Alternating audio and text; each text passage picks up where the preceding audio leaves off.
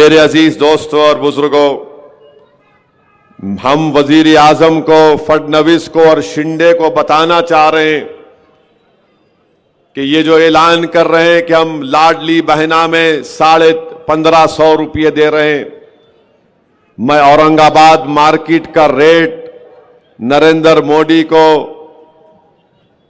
शिंदे को और फडणवीस को और अमित शाह को बता रहा हूं। अब रेट बोलेंगे तो वो समझेंगे कि हम वहां से पार्टी से एमएलए को रेट दे के ला लिए। रेट ये है वजीर आजम, क्योंकि आप तो चाय बेचकर वजीर आजम बन गए।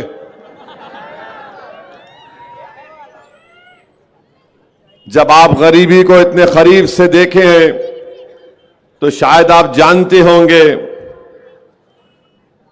कि चावल आज वजीर आजम जब आप प्रधानमंत्री बने 30 रुपये में बिकता था, आज 72 रुपीस में आ गया। गेहूं आटा 20 रुपये था, 45 रुपये हो गया। गेहूं 28 रुपये मिलता था, अब 42 हो गया। गुड़ 30 रुपये था, अब 55 के करीब। वजीर आजम आप चाय बनाकर ओबामा को पिलाए थे और इस सूट पहने थे।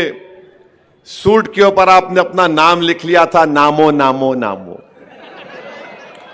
वो आज शक्कर जो आप वजीर आजम बने जब 20 रुपये में थी, आज 39 रुपीस में हो चुकी है औरंगाबाद में। मसूर की दाल 60 रुपये थी वजीर आजम जब आप बने थे मोदी, अब 155 रुपये हो चुकी है। लाल मिर्ची 180 रुपये में थी, आज औरंगाबाद में 450 रुपये।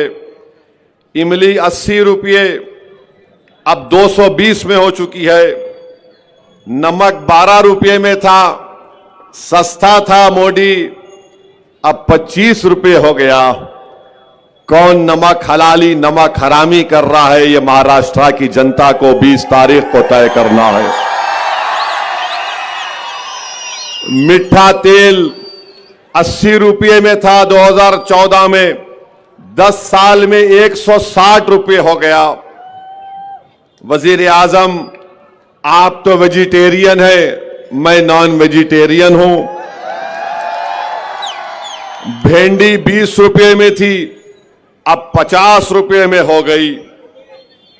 बैगन 15 रुपये में था, अब 40 रुपये में हो गया।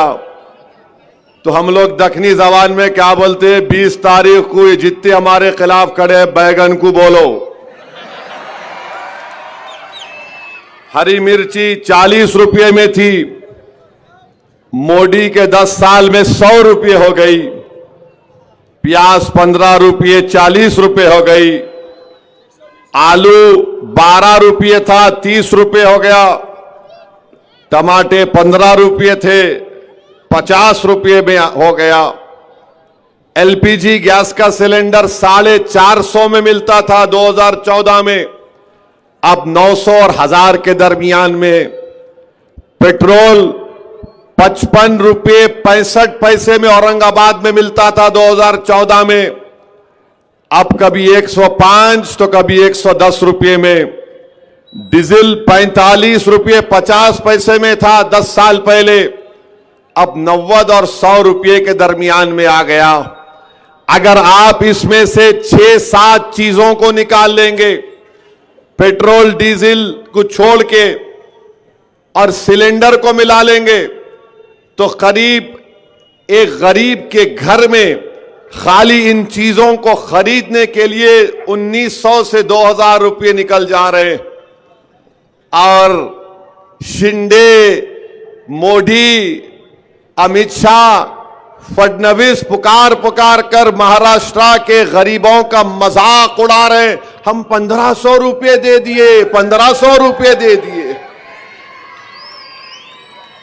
हम पूछना चाह रहे शिंदे से, फडणवीस से, मोदी से, अमित शाह से, चलो मैं भी देता हूं तुमको 1500 रुपये, तुम खाते क्या महीने में देखेंगे। चलो गरीब की गुर्बत का मजाक उड़ा रही है बीजेपी।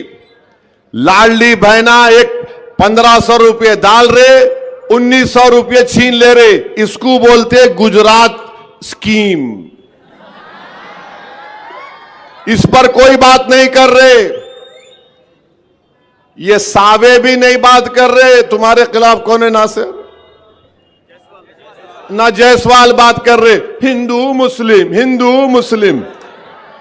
वो बच्चों को सुलाते थे ना, बच्चों ने जुज्जू झक्का मामू झक्का, सो जा प्यारे, जुज्जू झक्का मामू झक्का, सो जा प्यारे। हिंदू मुस्लिम बस उतना ही। ज्यादा बोले कि वो 1500 सदी में वो बादशाह था, उसके बारे में बोलो। अब मैं उसका जानशीन हूं। नहीं, वो ऐसा हुआ था।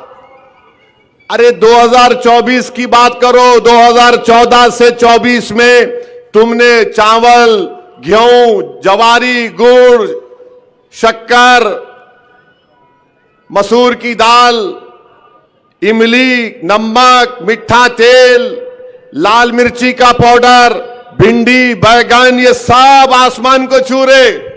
मगर इन्होंने क्या करे औरंगाबाद में आके, हम नाम बदल दिए।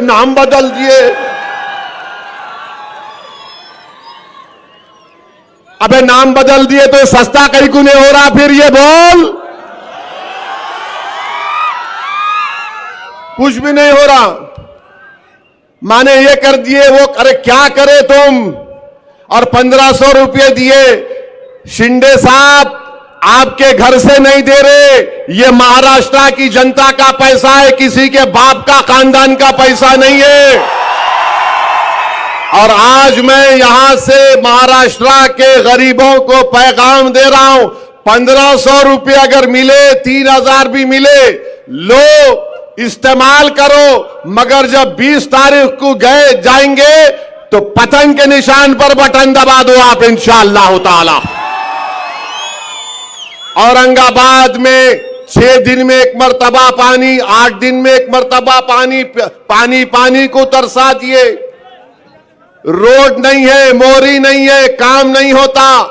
यहां पर औरंगाबाद के लिए टेक्सटाइल पार्क मंजूर हुआ। 2023 में अमरावती को लेकर चले गए। इस डिवीजन में 2026 के 6 महीने में 250 किसान खुदकशी कर लिए।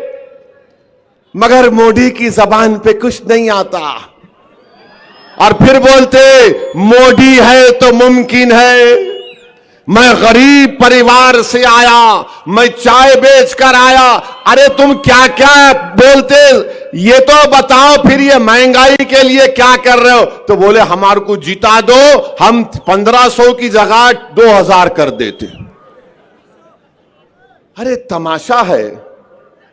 हारून का खजाना निकला क्या महाराष्ट्र में? बांटते जाएंगे सो। मेरे भाई इस पर कोई बात नहीं करते। अब आपको बता रहा हूं, महाराष्ट्र में पूरा लिख के लाया आज।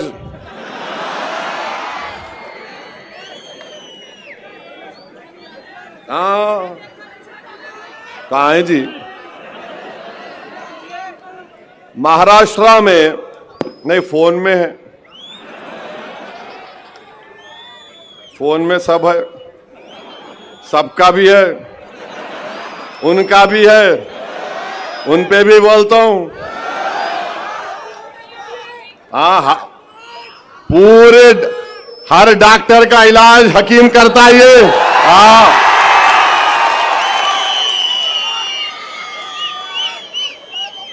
अब आप सुनो, महाराष्ट्र में 2022 में 2904 महिलाओं का रेप हुआ।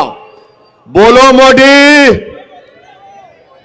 2904 महिलाओं का रेप हुआ। महाराष्ट्र में महिलाओं का, खवातीन का किडनैप कितना हुआ? 12,260। मुल्क में सेकंड नंबर पर महाराष्ट्र में महिलाओं का किडनैप हुआ 2022 में। उत्तर प्रदेश में जो काटेंगे कटेंगे बोले ना, वो उत्तर प्रदेश में 16,260 महिलाओं का किडनैप हुआ। मरीनू क्या बोल रहे, बटेंगे तो कटेंगे। अबे औरतों को उठा के किडनैप करके लेके जा रहे। महाराष्ट्र में 12,260 महिलाओं का किडनैप हुआ। असॉल्ट हमले कितने हुए महाराष्ट्र में? Intent to outrage her modesty 11,512 Maharashtra में। और फिर आप देखते जाइए, इतना बड़ा महिलाओं का खवातीन पे हमले हो रहे और इन्हों बात नहीं करते। मोदी औरंगाबाद को आए, यहां पर कल भाषण दिए। मैं मीडिया के दोस्तों से पूछा, क्या मोदी मराठा आरक्षण की बात करे? नहीं करे, बिल्कुल। भाइयों बहनों, आरक्षण के नाम पे काटा जा रहा है। अरे काटा नहीं जा रहा है, तुम बोले थे मराठाओं को रिजर्वेशन दूंगा मैं। एक लफ्ज मराठा रिजर्वेशन के बारे में वजीर आजम ने यहां पर नहीं कहा। हम आपके सामने कह रहे हैं, इम्तियाज जलील इंशाअल्लाह ताला, नासिर सिद्दीकी इंशाअल्लाह ताला जब यहां के नए आमदार मुंतखब होंगे, अल्लाह के फजलो करम से, आपकी दुआओं से, अहले दिल की दुआओं से, तो यकीनन महाराष्ट्र की विधानसभा को और भी जो मजलिस के विधायक जीतेंगे, महाराष्ट्र के असेंबली के दरो दीवार को हिला के रख देंगे कि मराठाओं को उनका जायज हक मिलना चाहिए और उनको आरक्षण मिलना चाहिए। किसमें मिलना चाहिए? 50% के अंदर मिलना चाहिए। ये मैं बात कह रहा हूं। आज तो इम्तियाज जलील साहब एफिडेविट भी बना लिए हैं और उसको जरांगे पाटिल को भिजाएंगे। ये मजलिस-ए इत्तेहादुल मुस्लिमीन का कमिटमेंट है। मेरे अजीज दोस्तों और बुजुर्गों, मैं एक और बात आपके सामने अर्ज करना चाह रहा हूं। इस मुकद्दस शहर में आपने मजलिस इत्तेहादुल मुस्लिमीन को मजबूत किया, आपने इसकी बुनियादों को डाला, आपने एक आलीशान इत्तेहाद और सियासी शऊर, अपनी ताकत की एक इमारत को तामीर करना आपने यहां पर शुरू किया। मेरी आपसे गुजारिश यह है कि आप अपनी इस इमारत को गिरने मत दीजिए। आप अपनी इस इमारत के काम को मुकम्मल करिए।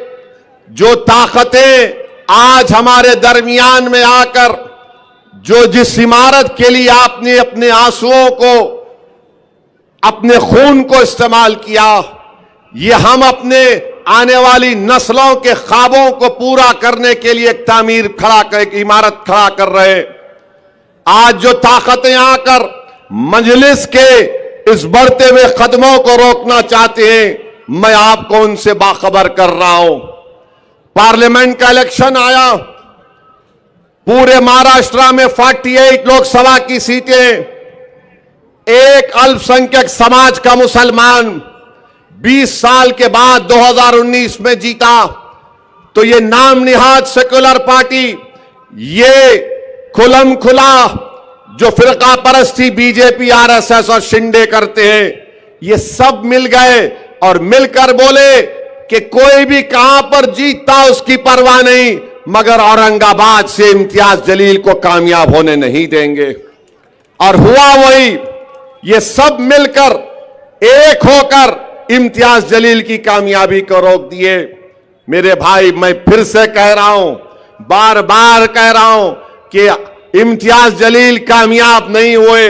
यकीनन इसमें आपका नुकसान हुआ, महाराष्ट्र के मजलूम अवाम का नुकसान हुआ, इस मुकद्दस और तारीखी शहर के बाशिंदों का नुकसान हुआ, बल्कि भारत के उन गरीब 13.5 करोड़ अल्पसंख्यक समाज का, दलितों का नुकसान हुआ, जो बड़ी उम्मीद की निगाहों से इम्तियाज जलील को देख रहे थे कि पहले मर्तबा का रुकने पार्लियामान है और किस बेबाकी के साथ भारत की सबसे बड़ी पंचायत में खड़े होकर अवाम के मसाइल को उठाता है, वो आज तड़प रहे हैं। आपको अंदाजा नहीं है कि चाहे उत्तर प्रदेश हो, बिहार हो, लोग जब कभी मुझे एयरपोर्ट पर या रेलवे स्टेशन पर या कहीं मिल जाते, मुझसे एक ही बात की शिकायत करते, असद साहब, इम्तियाज साहब कैसे हार गए।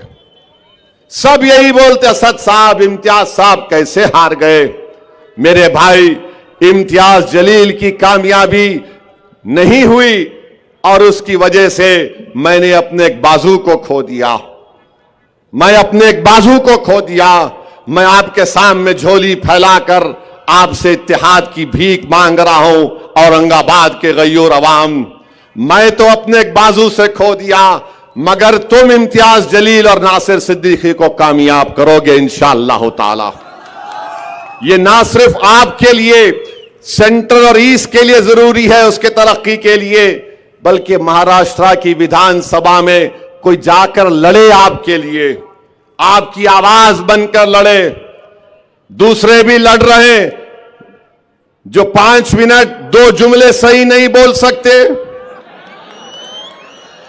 जो 5 मिनट 2 जुमले सही नहीं बोल सकते, अलिफ को ते को जीम बोलते,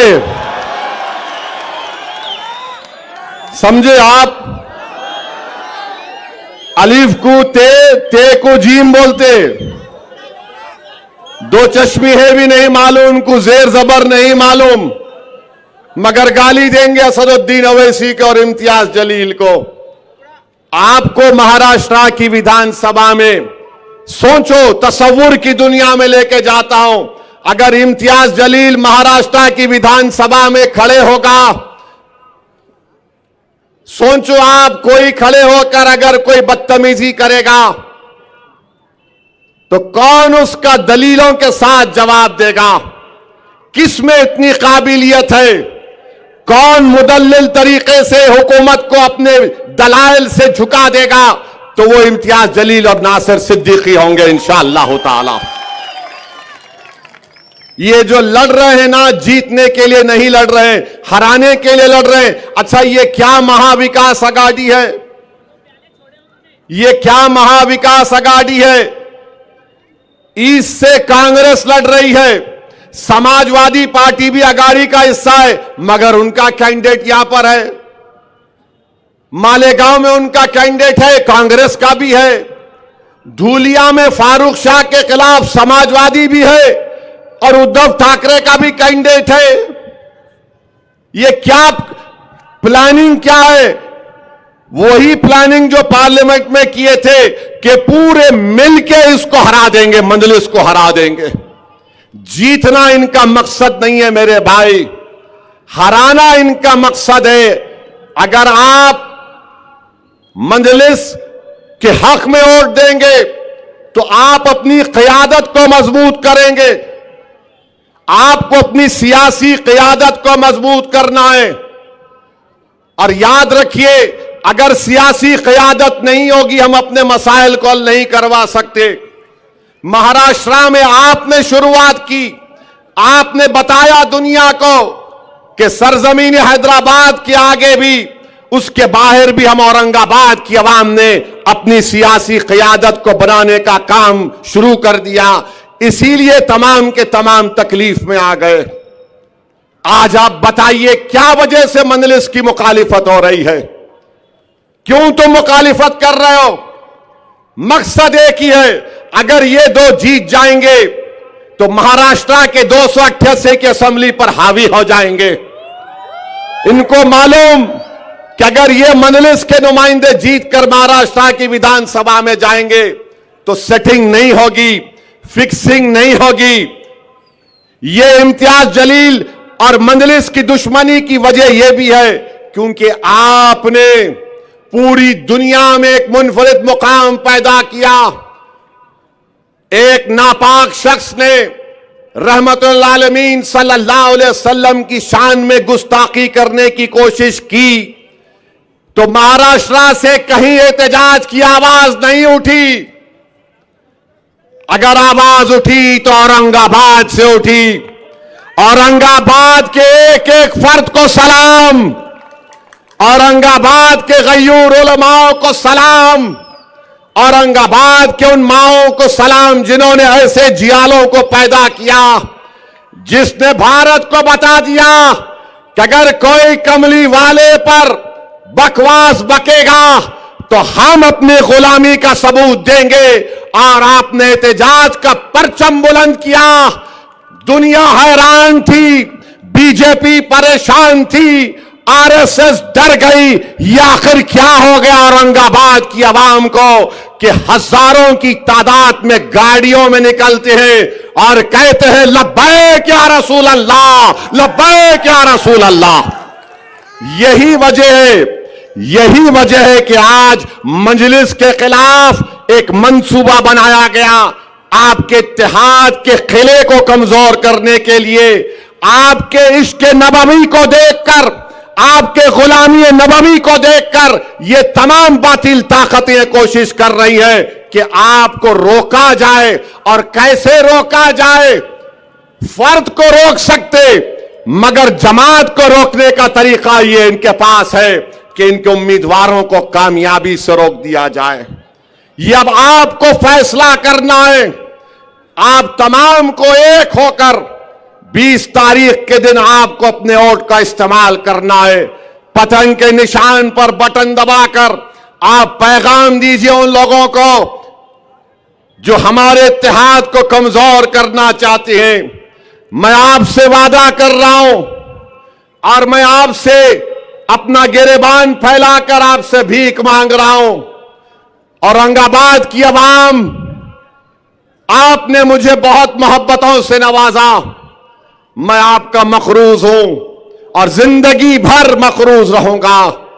20 तारीख के दिन तुम मेरे इस पैगाम को लेकर जाओ कि उम्मीदवार इम्तियाज या नासिर नहीं, उम्मीदवार असदुद्दीन ओवैसी है तुम्हारे सामने। याद रखो, मैं तुम्हारे सामने खड़ा हुआ हूं। मैं तुम्हारे लिए आवाज उठाते रहूंगा।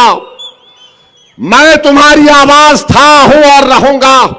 उम्मीदवार इम्तियाज नहीं है, उम्मीदवार नासिर सिद्दीकी नहीं है, उम्मीदवार औरंगाबाद से असदुद्दीन ओवैसी है। तो आज असदुद्दीन के नाम पर आपको पतंग कर बटन दबाना पड़ेगा, इम्तियाज नासिर के नाम पर नहीं। मैं अपने आप को तुम्हारे सामने पेश कर रहा हूं।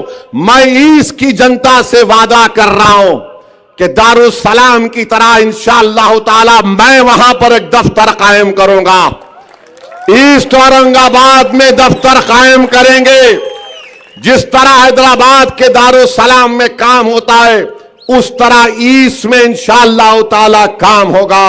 मैं आपसे वादा कर रहा हूं कि अस्पताल बनाना मेरी एक नीयत भी और ख्वाब भी है, मगर इंशाअल्लाह ताला मैं आपसे वादा कर रहा हूं ईस्ट औरंगाबाद की जनता से कि साल में कम से कम 5 से 6 मरतबा इंशाअल्लाह ओवैसी हॉस्पिटल के पूरे हर शोबे के डॉक्टरों को लाकर 2 दिन का मेडिकल कैंप साल में 6 मरतबा ईस्ट के उन तमाम स्लम इलाकों में मैं लगाऊंगा। हिंदू मुसलमान दलित नहीं देखेंगे। तीसरा, मैं आपसे वादा कर रहा हूं और यहां पर मंजलिस के कॉरपोरेटरों से कह रहा हूं, अगर कोई आराम से अपने तकिए पर बैठ के सो रहा है कि नहीं नहीं मैं ही लड़ूंगा, नहीं प्यारे, दौड़ना पड़ेगा, मेहनत करना पड़ेगा। अगर तुम जमात के लिए कामयाब करोगे नासिर को, इम्तियाज को, अब जबकि मैं खुद अपने आप को पेश कर दिया हूं, तो तमाम कारपोरेटर से कह रहा हूं तुम मेहनत करो। तुम्हारे को ये अवाम मुझसे आकर कहेगी कि साहब इसको टिकट दो। अगर आप मेहनत नहीं करेंगे तो मैं माजरत चाहता हूं, शिकायत का मौका आप मत दो। मैं इन कारपोरेटर से भी कह रहा हूं भागो, दौड़ो, क्योंकि अगर आपको कारपोरेटर बनना है और जिस किसी को भी बनना है, आप मेहनत करो, इंशाअल्लाह ताला जरूर अल्लाह उसका अजर आपको देगा। चौथी बात मैं आपको बता रहा हूं कि हमारी कोशिश होगी कि यहां पर मासूम बच्चे जो हैं, खवातीन जो हैं, उनके लिए एक ट्रेनिंग सेंटर खास तौर से बनाया जाएगा, जहां पर उनको अच्छी अच्छी चीजें सिखाने की हम कोशिश करेंगे। ये 4-5 चीजों का मैं ऐलान कर रहा हूं, मगर 20 तारीख को आप याद रखो कि अब आपके सामने इम्तियाज का चेहरा नहीं, आपके सामने नासिर का चेहरा नहीं, आपके सामने असदुद्दीन है। असदुद्दीन के नाम पे आपको वोट देना है। आप लाज रख लो इस जमात की। मेरे भाई, आप बताओ, जिसको 2-2 मर्तबा टिकट हमने दिया, आज वो शख्स कहता है कि मजलिस ऐसी है, मजलिस वैसी है। अरे मैं तुमसे कह रहा हूं, अंजुमन इशाअत तालीम की बुनियाद औरंगाबाद के दानिश्वर इज्जतदार लोगों ने रखी थी। जरा इस पर भी गौर कर लो। तुम्हारे इदारों में जो गरीब टीचरों का इस्तेसाल हो रहा है, जरा रोक लो उसको। और तीसरी बात, जो सावे से तुमको गुलाब जामुन, लड्डू, नान खलिया वेजिटेरियन भी आ रहा, तो बाज हमारे नौजवान गपागप ले रहे हैं। लो, मगर 20 तारीख को आसमानों पर पतंगी पिलाना मेरे भाई, पतंगी पिलाना। अरे ये कोई आकर मुझे कह दिया मैं 70 साल का हो गया, मेरे को 1 मर्तबा टिकट दे दो। मैं बोला भाई ये कौन सा नया कानून है कि 70 साल का हो गए दे दो? तो कल एक बच्चा बोलेगा मैं 25 साल का हुआ, जवान हुआ, दे दो। सवाल इसका है कि आपको 2 मर्तबा दिया गया था। मैं यकीनन सोच रहा था, मगर आपने वर्किंग प्रेसिडेंट होते हुए आपने अपने रियासत के सदर की तौहीन की। आपने क्या क्या बक दिया, अनाब शनाब आपने बक दिया। मैं तहकीक किया पार्लियामेंट के इलेक्शन में किस इदारे के टीचरों को कहा गया था कि इम्तियाज को वोट मत दो। मेरे भाई, अब आप बताइए, कोई भी जमात ऑर्गेनाइजेशन में को ऐसा काम हो सकता है क्या? किसी शायर ने अच्छा कहा था, हमको उनसे थी कब उम्मीद वफा, जो नहीं जानते वफा क्या है।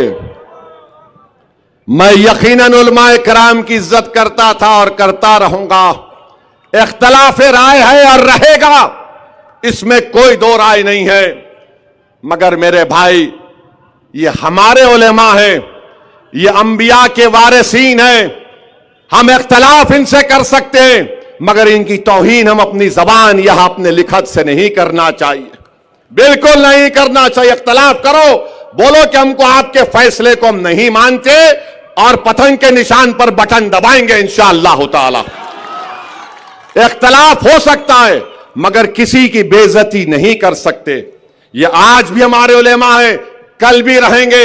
ये अंबिया के वारिसीन है, इनकी इज्जत करना। इख्तलाफ राय जरूरी है, जमहूरियत है, इसमें कोई वो बात नहीं है। और आप जानते हैं कि मुफ्ती अब्दुल सत्तार साहब बैठे हुए, एनआईए का वाकया हुआ, और जब एनआईए आई थी तो हमारे मौलाना इम्तियाज जलील के साहब के घर पे चले गए। इम्तियाज जलील और नासिर सिद्दीकी और हमारे मुतालिका कॉरपोरेटर ने मुफ्ती अब्दुल सत्तार साहब का बड़ा साथ दिया। मेरे अजीज दोस्तों और बुजुर्गों, मैं इतना ही कहना चाह रहा हूं कि अपनी क़ियादत को मजबूत करो। कितना टाइम हो? नहीं, 7 मिनट है, 7 मिनट बहुत है। पार्लियामेंट में इम्तियाज साहब को पूछो आप, 4 मिनट में पूरों की हम टाएं कच्ची कर देते यहां से लेके वहां तक। और एक बात याद रखिए, ये अतुल सावे जो है अब एक प्रोग्राम बना रहे, मैं टूरिज्म पे लेके जाता हूं तुम्हारे को। कौन चलता दरगाह को, कौन चलता यहां पे, सुना के 3-4 हजार लोगों का प्रोग्राम बना रहे। मेरे भाई, आप हरगिज उसके इस ऑफर को कबूल मत करिए, हरगिज मत करिए।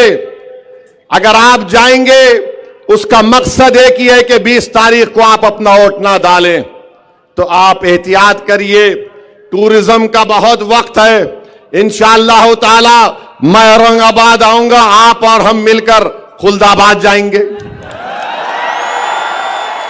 दौलताबाद जाएंगे, और वो मकबरे को भी देखना है मेरे को। अब नहीं मालूम वहां गया तो फिर मीडिया बोलेंगी कहां गए, कहां गए, कहां गए, किधर गए, किसके पास गए। मगर ये इनकी साजिश है। तो आपसे गुजारिश है कि डरने और घबराने की जरूरत नहीं है। मेरी आपसे यही फिर से इल्तिजा कर रहा हूं, अपने वोटों का सही इस्तेमाल करिए। ये जो नादान लोग हैं, अरे ये समाजवादी का उनका अध्यक्ष है, वो बोल रहा है कि मुस्लिम अकलियत को नेता की जरूरत नहीं है। जो मुस्लिम अकलियत अपने नेता की बात करेगा उसको पाकिस्तान जाना है। अबे तू जा पाकिस्तान को, जाके मिल उससे। हमको बोल रहा पाकिस्तान चले जाओ। अरे समाजवादी वाले बोलते तू पाकिस्तान चले जा, ये बीजेपी वाले बोलते तू वहां चले जा। अरे बाबा तुमला क्या बांट लिए? तू पाकिस्तान चले जा। नहीं जाते, क्या करता तू बोल? नहीं जाते, क्या उखाड़ता बोल? अब यहां सरजमीन में पैदा हुए, तुम्हारे आंखों में आंखें डालकर मोदी से मुकाबला कर रहे हैं जमहूरी तरीके से। तुम क्या कर सकते? गोली चला सकते, ना चलाओ गोली। मैं मरने तैयार हूं। मुझ पर कई हमले हो चुके हैं, मगर याद रखो औरंगाबाद की आवाम, मैं तुमको जज्बात में लाने के लिए नहीं कह रहा हूं।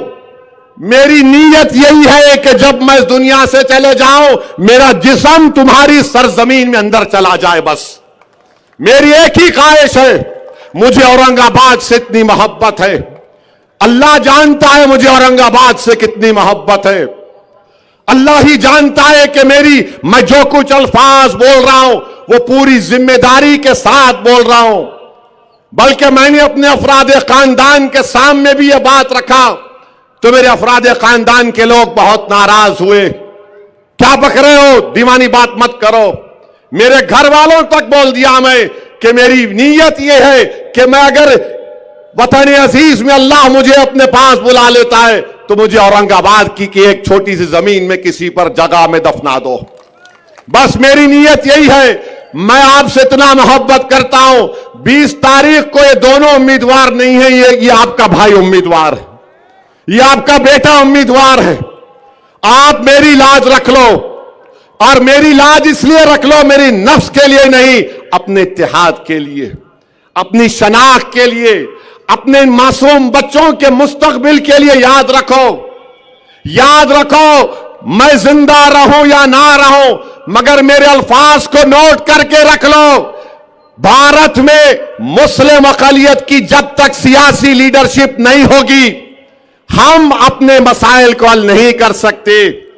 अरे मौलाना अबुल कलाम आजाद की शेरवानी फाड़ दी गई थी कोलकाता में, मौलाना हिफ्जुर रहमान पर हमला किया गया था। असदुद्दीन ओवैसी क्या चीज है। मेरे अजीज दोस्तों और बुजुर्गों, आने वाले 40 साल को नजर रखो। मेरी कोशिश यही है कि मैं, इम्तियाज, नासिर, हमारे तमाम मजलिस के अरकान जब इस दुनिया से चले जाएंगे, हम यही चाहते हैं कि इस सरजमीन में 40 साल तक, 50 साल तक ऐसे लोग तैयार हो जाएं जो आपकी खिदमत कर सकें, जो असदुद्दीन इम्तियाज जलील से ज्यादा काबिल हो, जो नासिर सिद्दीकी से ज्यादा आवाम में जज्बा रखे खिदमत का। यह काम हमको करना है। 20 तारीख के दिन तुम सिर्फ वोट डालने नहीं जा रहे हो, तुम 20 तारीख को वोट पतंग के लिए इसलिए डाल रहे हो क्योंकि तुमको 40 साल तक तुम्हारी आवाज रहना औरंगाबाद में।